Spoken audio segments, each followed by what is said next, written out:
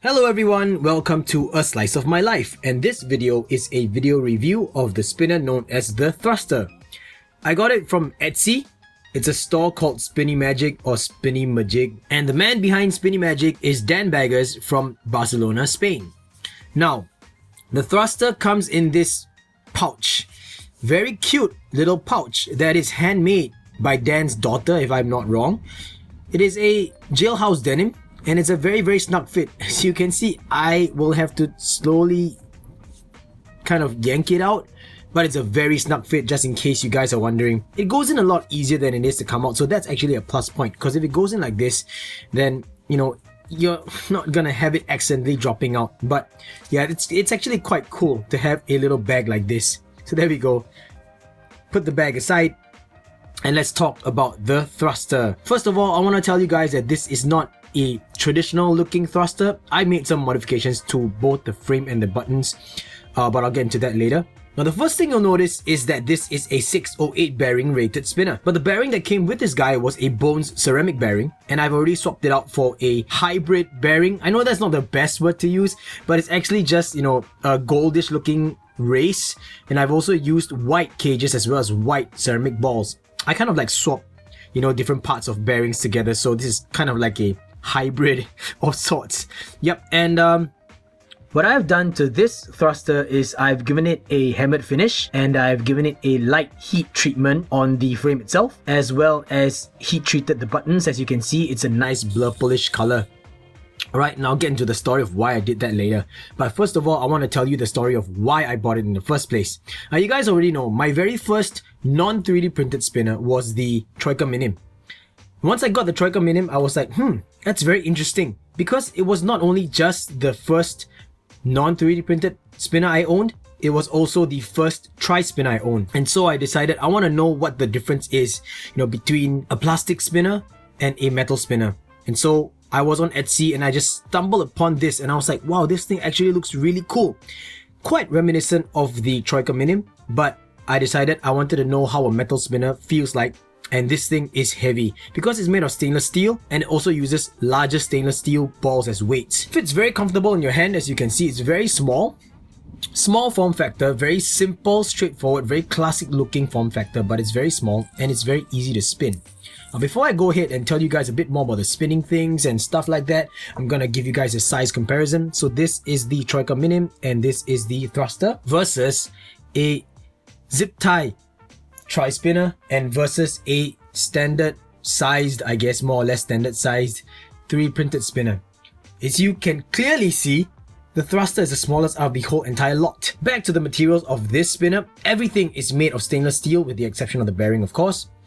The weights, the frame, the buttons are all made of stainless steel, and the buttons are of course a twist fit. And I'm not gonna bother twisting up because it's very simple, it's just a simple removal. Also, the bearings are all press fit, so that gives you a lot of different options. When Dan ships these out, these comes with Bones ceramics. I think it should be Bones ceramics. Bones red ceramics? I can't recall, I'm sorry guys, but those work perfectly fine. They arrived with the shields removed, and the only thing you have to do is just clean it out a little bit because there's some of the lubricant left in it.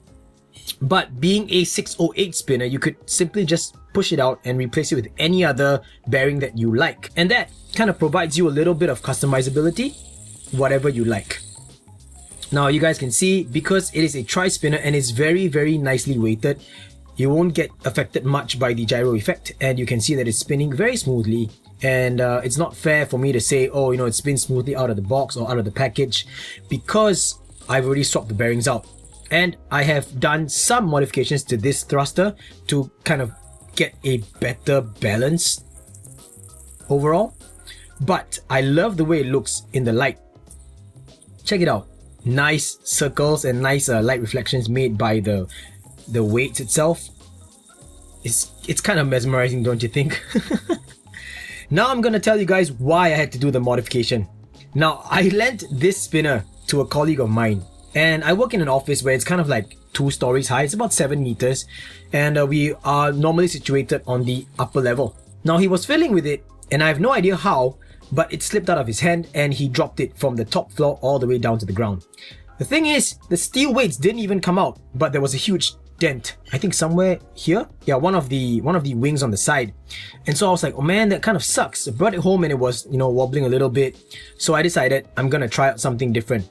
Went online and I read up, or I should say watched some tutorials on how to get a handmade finish. And I thought, this is steel. I'm gonna try giving it a handmade finish. So that's what I did. As you can see, a lightly hammered finish. I mean, to be fair, I'm gonna put the original picture somewhere here. So that's actually how the thruster looks like originally, but I decided to give it a hammered finish and this is what it looks like right now. Also, for some added color, I did some heat treating over my kitchen stove. It was my first time experimenting with heat treating, so I guess you could say it was a cool experience. And I took the opportunity to also give the buttons a heat treatment. Now, one thing I want to mention about this spinner is that when I got it, the weights were all evenly pressed in, but they weren't completely centered. And I guess I did my best to make sure that it's really centered right now, as you guys can see. Yeah. Yeah, I had to just readjust everything because I removed the weight so I could give it a hammered finish and, give it a flame treatment. But if you guys are wondering, let me just get some stuff and explain it to you guys. Here in Singapore, we actually have these 13mm UPVC pipes. I'm not so sure what the US equivalent of these pipes are, but these actually fit perfectly around the weights, as you can see. Yeah, sorry, the bearing's in the way, but you get what I mean. So basically what I did was create a 1/2 centimeter ring, put it around like this at the bottom, and then I basically hammered the weights in. Simple, right? Of course, I covered the weights with a sheet of rubber so I wouldn't be giving it nicks and scratches. And how I removed it was really simple as well. I got the long end, put it around, got the same rubber sheet and hammered it down till the weight actually dropped inside. That's how I did it. In case you guys are wondering, it's actually really simple. Now, last but not least, it's down to the pros and cons of this spinner. I'll give you a con first. When you first receive it, all these edges are basically all hot spots all around. What I did was get a little bit of sandpaper and I rounded the edges, especially the corners over here. And that was initially before I actually gave it a hammered treatment. After hammering, I had to do the same thing again just to make sure that it wouldn't be scratching myself too much or giving me too much discomfort. So right now, it's actually really comfortable to me. It is still a hard edge, but it's not as sharp as it was before. It's slightly rounded now, as you guys can see. So that's what I did to this spinner. And the next thing is that the buttons are kind of short. I wish the buttons were actually taller than the weights itself so that I could table spin it, because right now there's no way for you to spin it on any surface whatsoever. Let me just get this and I'll show you guys what I mean. There's no way. No way, because it's just exactly. And this is after I actually centered the weights. Before centering the weights, or before I guess balancing it out, one side was shorter than the other, so you were still able to perform a sort of a table spin. But I guess I wanted something a bit more centered so I could easily balance it on a finger like that. It's just my personal preference. Now, the pros of this thing. It's a really small size spinner. Very comfortable to hold. I really enjoy it. And it's got a certain heft. This thing outweighs 3D printed spinners that use bearings as weights as well. So this is actually very hefty. And while my colleague was actually fiddling with the thruster, he actually said he really enjoyed it, and I asked him why. He said because it's heavy, he likes the heft in it. So that's really a plus point for people who like the heft. Now, because it's using a 608 bearing, that's another plus point if you guys are fans of 608 bearings. That's because there are a lot, and I mean a lot of choices for buttons that fit 608 bearings out there in the market. And you get to use whatever kind of 608 bearing you want, because in my opinion, 608 bearings are the most commercially available bearings. That's definitely a plus point as well. Now, the last thing that I'm going to mention is not really a plus point, nor is it a con, but it is the price point first of all. I got this for $79 US. Now take note, Spinnymajig also has one version that is just a bar-shaped spinner. I forgot what it's called, but I'll put a picture of it on screen. And that also looks pretty cool. So what do I mean by not a pro or a con? $79 US for a metal spinner. At that point of time, it was very cheap, in my opinion, because I was looking for something that was less than $100. The Troika being plastic, I bought it for $50. This was $79, and it was still cheaper than most of the other spinners that I could actually see online at the point of time. Other metal spinners on Etsy were going for above $100, and metal spinners that I saw on SpinSpace were all almost sold out, or were just, like running on its pre-order phase. So I wanted something that was already available and under $100, and this was the answer. Now, given that right now you have spinners such as the Spinnetic X and Y, now those guys are really cheap, right? It's like 35 US for a metal spinner. However, the difference that I would like to point out is that this is completely handmade. Dan is a wonderful maker. All these are all made by hand with love. The slots, the weights being pushed in, the slot for the bearing, the buttons, the frame itself, even the little pouch made by his daughter. It was handmade, guys. It's hand sewn together. So I think there's a lot of charm in that. I always believe in this particular phrase that I learned from a song, an Oasis song by the way. And the phrase goes, true perfection has to be imperfect. And I like that a lot because this thing reflects a lot of the human touch in it. It's almost impossible to get a perfectly symmetrical cut like this. You know, and the finishing on the sides are just all done by hand. As you guys can see, the file marks are still there. These are not machine marks, these are file marks.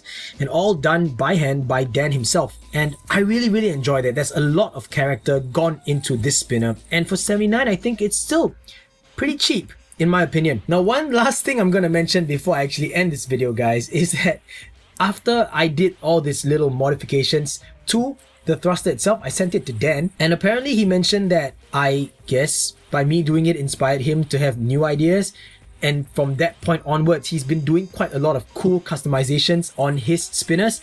So I'm gonna link not just his Etsy store, but I'm also gonna link his Instagram account. Check out the video description for all that, because his own customizations for his spinners are really awesome. I like the way he's been experimenting. He's got some where he actually cut out stripes across it, and he's got like forced patina on copper. It's really cool, and he sells them sometimes one-off. So I believe in supporting a little small family-run business, and he's a very nice guy to boot. Had a short conversation with him online, and you know, very friendly, good customer service. And if you guys decide to actually get one of these for yourself, but you face a problem in the future, make sure you just hit him up and he will definitely work something out with you. I'm sure of it. So down to my final verdict. Do I like it? Yes. But I like it even more now after I did all this customizing on it. It's strange because now it has a huge, interesting story behind it, which adds even more to its character, not just being handmade by Dan himself. But if you guys want a nice, cool looking metal spinner, be sure to check it out. It's not for everyone. It may not be the cheapest spinner out there. It may not be the longest spinner out there. But it is a wonderful fidget spinner full of character and very fun to play with. Very little discomfort over extended use because although it may be heavy, it is not too heavy. So guys, that's about it.